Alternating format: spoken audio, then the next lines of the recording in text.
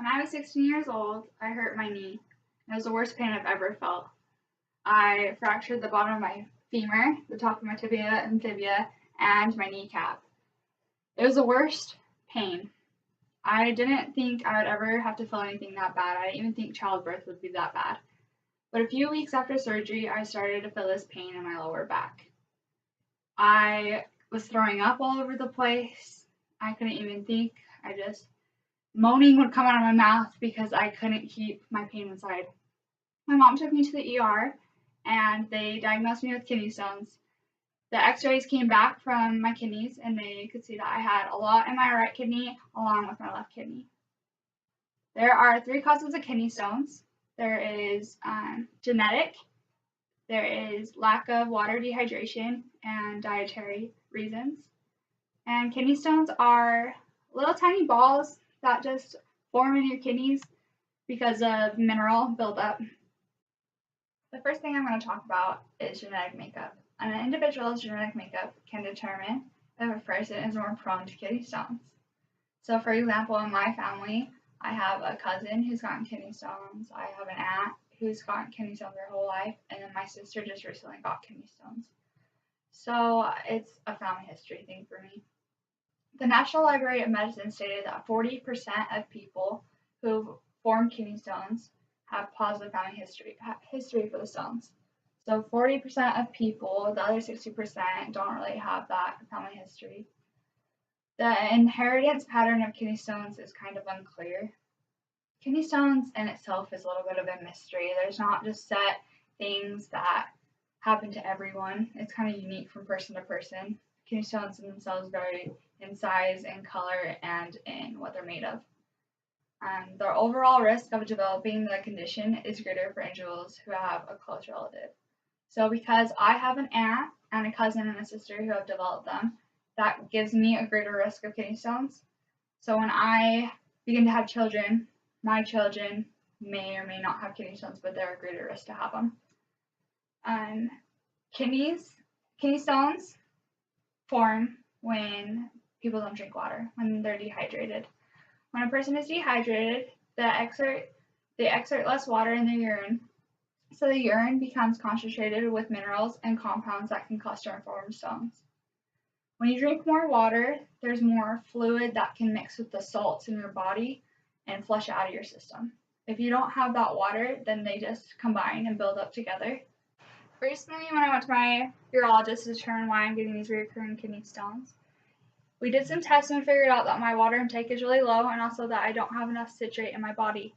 To compensate for this, he told me that I need to carry a water bottle around all times and I need to be constantly sipping on it. He also told me to either cut up a whole lemon into my water, or I could squeeze a few drops of real lemon juice into it each day, and that will help deteriorate those kidney stones that my body is forming. He said to stay away from dark drinks like Coke and Pepsi because they help build up kidney stones, I guess. And he said that I could drink more drinks like lemonade and Mountain Dew because they have really high citrate. So Dr. Benson of Sports and Medicine states that if you're thirsty, you're already dehydrated. So, like I said, constantly be sipping water. Never let your body get to that point. The next thing I want to talk about is your diet. Eating certain foods such as animal protein and high food and sodium can increase the likelihood of developing stones. So the caveman diets aren't really necessarily a good thing. They don't give your body everything it needs to flush everything out of your system efficiently.